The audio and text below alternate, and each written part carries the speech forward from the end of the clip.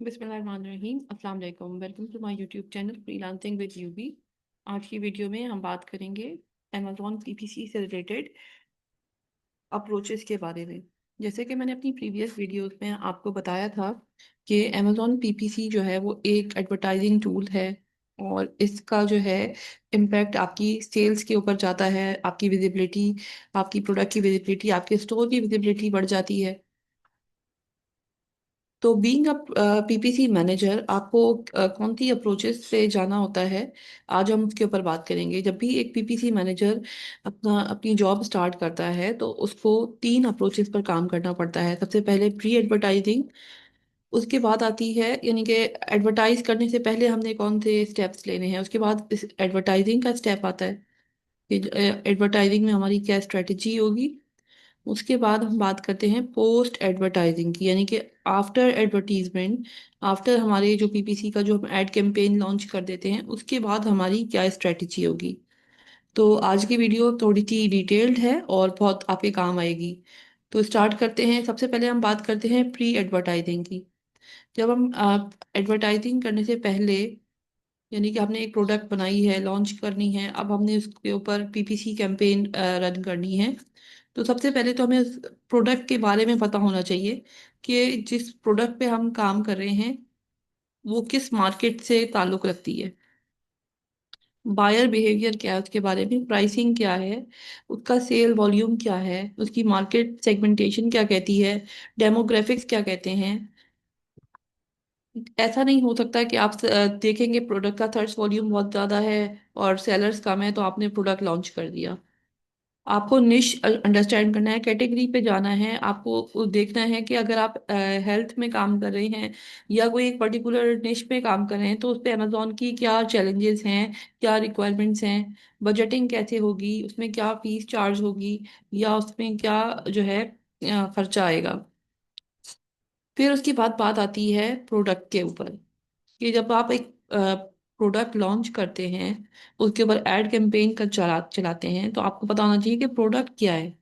Customers जो उस product को ले रहे हैं, इस तरह से तो आप कोई भी एक प्रोडक्ट टाइप करें ऐसे तो हजार प्रोडक्ट्स आ जाती हैं, लेकिन उसमें आपका प्रोडक्ट कैसे स्टैंड आउट करेगा।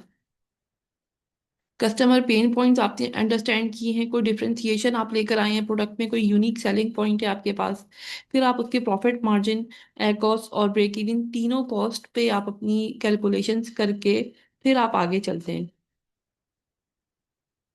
उसके बाद हम बात करते हैं लिस्टिंग की। लिस्टिंग में आपका प्रोडक्ट डिस्प्ले पेज आ जाता है जिसमें आपकी ऑप्टिमाइज लिस्टिंग होनी चाहिए।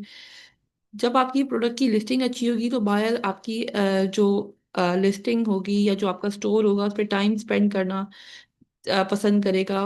उसमें सबसे इम्पोर्टेंट जो रोल प्ले करते हैं कीवर्ड्स होते हैं, they should be highly relevant.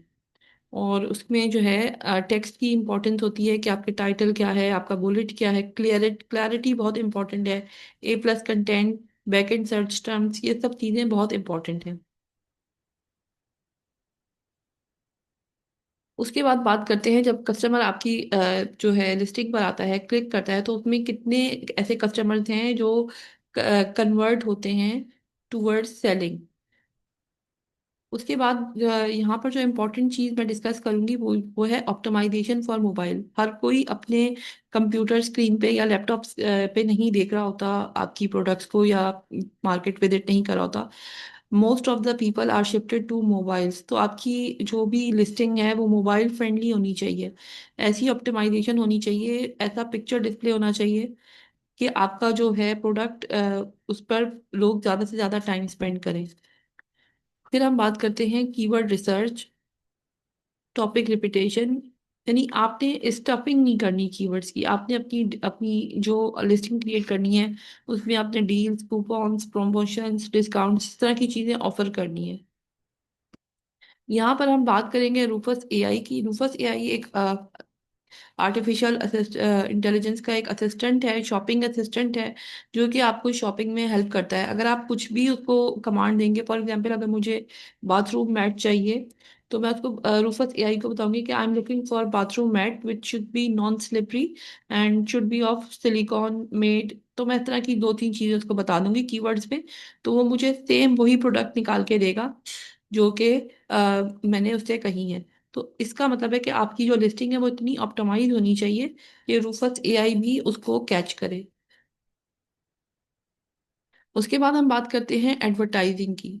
जब हम एडवर्टाइजिंग में आते हैं तो हमारा कीवर्ड सिलेक्शन, बजट एलोकेशन, फिर हमारी बिडिंग स्ट्रेटेजी, कैंपेन्स के ऑब्जेक्टिव्स, ये सारे बहुत इंपॉर्टेंट होते हैं। यहाँ पर हम बात करेंगे सेल्स फनल की। सेल्स फनल जो होता है वो बायर जर्नी होता है, यानी कि आकर, ये हम अपनी आने वाली स्लाइड्स में इसको डिस्कस करेंगे सेल्स फनल को। अभी हम बात करते हैं एडवर्टाइजिंग गोल्स की। हमारा गोल क्या है, हमें डिफाइन करना है सबसे पहले। या तो हम डिस्कवरी लेना चाह रहे हैं, अवेयरनेस करवाना चाह रहे हैं, रैंकिंग लेना चाह रहे हैं, कन्वर्जन चाह रहे हैं, या हम रिसर्च डाटा क्रिएट करना चाह रहे हैं। ये सब चीज़ें हमारी क्लियर होनी चाहिए। जब हम अपना गोल क्लियर कर लेते हैं तो फिर हम उसके लिए स्ट्रगल करते हैं उसको अचीव करने के लिए। अच्छा, जो मैं आपसे सेल्स फनल की बात करी थी वो ये होता है। सबसे पहले बायर आता है किसी प्रोडक्ट की अवेयरनेस लेके। जब वो आपकी लिस्टिंग पे आता है उसको इंटरेस्ट डेवलप होता है। अगर आपकी लिस्टिंग उसको अच्छी लगती है तो वो कंसिडरेट होके उसको और अच्छी तरीके से उस पर टाइम स्पेंड करता है, और फिर फाइनली वो परचेज की तरफ मूव मूव ऑन करता है। इस सब में सबसे बड़ा जो रोल आता है वो आपकी पिक्चर डिस्प्ले क्वालिटी का आता है, पिक्चर डिस्प्ले पेज का आता है, लिस्टिंग ऑप्टिमाइजेशन का आता है, ए प्लस कंटेंट का आता है, और मोस्ट इम्पॉर्टेंटली आपकी जो वीडियोस हैं, जो आपकी इन ग्राफिक्स हैं वो बहुत अच्छी होनी चाहिए। अब हम बात करते हैं कि आपने प्रोडक्ट जो है, आपने रिसर्च भी कर ली, आपने प्री एडवर्टाइजिंग पे काम भी कर लिया, आपने ए प्लस कंटेंट भी बना लिया, और अब आपने जो है एडवर्टाइज भी लॉन्च कर दिया। अब उसके बाद आपने क्या करना है, उसके बाद की क्या अप्रोच होनी चाहिए। उसके बाद हम ऑडिटिंग करते हैं कि जो हमने कीवर्ड्स हमने यूज किए हैं, जो हम जितना बजट हम लगा रहे हैं वो कीवर्ड्स हमें सेल दे रहे हैं या नहीं दे रहे। हम इस ऑडिट को प्रॉपरली हेल्थ चेकअप भी कह सकते हैं। इसमें हमारे पास दो ग्रुप्स होते हैं, सक्सेस ग्रुप और क्लीन अप ग्रुप। अब हमने ये देखते हैं कि सक्सेस ग्रुप में कौन से कीवर्ड्स फॉल कर रहे हैं और क्लीन अप ग्रुप में कौन से कीवर्ड्स फॉल कर रहे हैं। सक्सेस ग्रुप का मतलब होता है जो कि हमें हमारी एकॉस को भी लोअर करते हैं और हमें सेल्स भी ला कर देते हैं। जबकि क्लीन अप ग्रुप होते हैं जो कि हमें इतनी अच्छी सेल नहीं ला कर दे रहे होते, स्मॉल विंस दे रहे होते हैं। उसके बाद हम जाते हैं ऑप्टिमाइजेशन पे। जब हमने ऑडिट भी कर लिया, हम उसको, अब हम केपीआई को मॉनिटर करेंगे, जो हमारे की परफॉर्मेंस इंडिकेटर्स हैं हम उनको मॉनिटर करेंगे। सीवीआर, सीटीआर, एकॉस, टेकॉस, ये सारी चीजें हम अपनी परफॉर्मेंस को मॉनिटर करेंगे।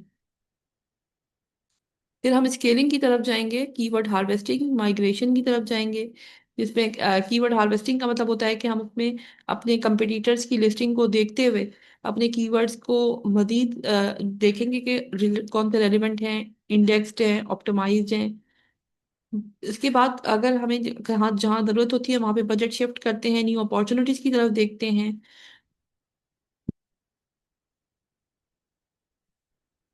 और फिर हम बात करते हैं रिपोर्टिंग की। रिपोर्टिंग में आपके जो है अ, इस पे काफ़ी सारी रिपोर्ट्स आती हैं, जैसे इंटरनल एक्सटर्नल रिपोर्ट्स आती हैं, कस्टमाइज रिपोर्ट्स आती हैं। ये सारी जो रिपोर्ट्स होती हैं हम इसके ऊपर ही बेस करके अपना डाटा बनाते हैं। उम्मीद करती हूँ कि आज की वीडियो आपको काफ़ी पसंद आई होगी और आपके काफ़ी काम भी आएगी। अपनी आने वाली वीडियोस में मैं पीपीसी के बारे में मज़ीद अपडेट दूंगी और मज़ीद क्लैरिटी फराहम करूंगी। Thank you so much. Like, share and subscribe my channel.